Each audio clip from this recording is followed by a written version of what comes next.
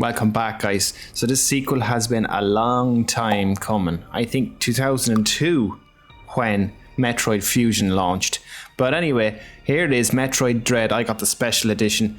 Yeah, and what can I say? I'm blown away, but I want to get into the details why. This is going to be a bit of an off-the-cuff look at the game.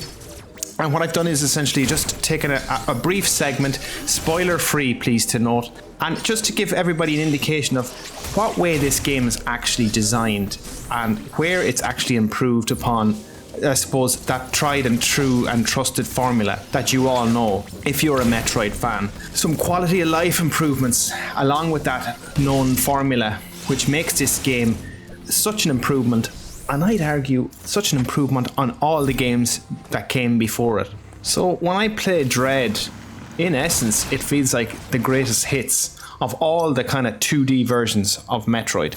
But it also brings some new things to the table that ultimately refine the whole Metroidvania experience. Now, I don't really particularly like using that term, but the Metroid series as a whole has directly influenced some of your favorite games.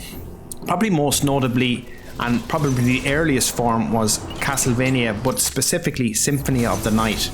And then maybe to look at something more recent, probably Axiom Verge would be kind of a good reference there for a Metroidvania type game. But anyway, I digress somewhat. Let's get back to the main point here. It's Metroid Dread. And why I think it's a combination of the greatest hits, and we will get into the improvements shortly, is it genuinely feels like the dev team sat down, looked at each individual game in the 2D series, and they plucked out the best aspects of every single game. Well, probably most notably Super Metroid, Metroid Fusion, and Metroid Zero Mission. So from a Super Metroid and Metroid Zero Mission perspective, I think they have nailed the artistic design of Metroid Dread. And I think that was one of the strongest features about both of those games, is how the environments made you feel when you moved between them. And they all tell a story without actually telling you a story, if that makes sense. And that is just exquisite design, in my opinion. Secondly, it's the navigation itself and moving between areas to areas. This actually might be one of the best map designs in a Metroid game I've played in a very, very long time.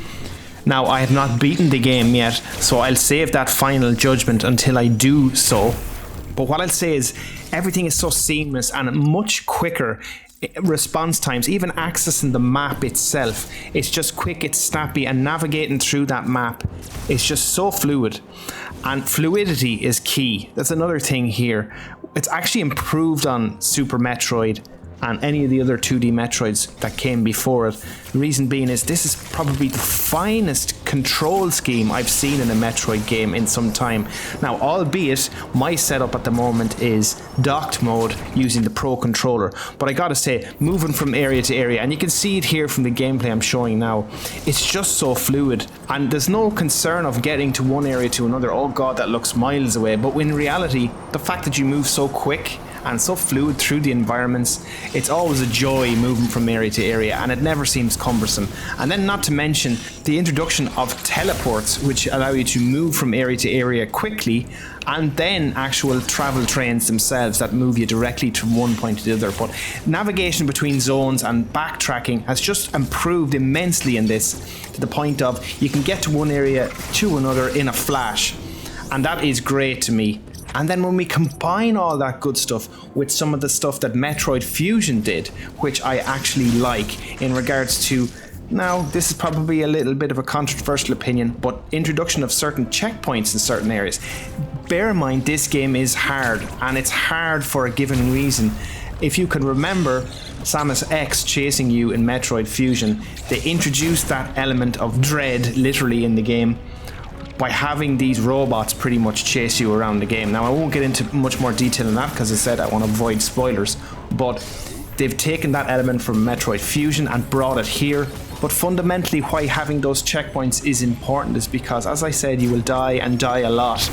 And I think to remove that element of very high level of frustration that you can get from maybe some of the older Metroid games, if you haven't got to a save point or you haven't saved it, and that removes that frustration somewhat.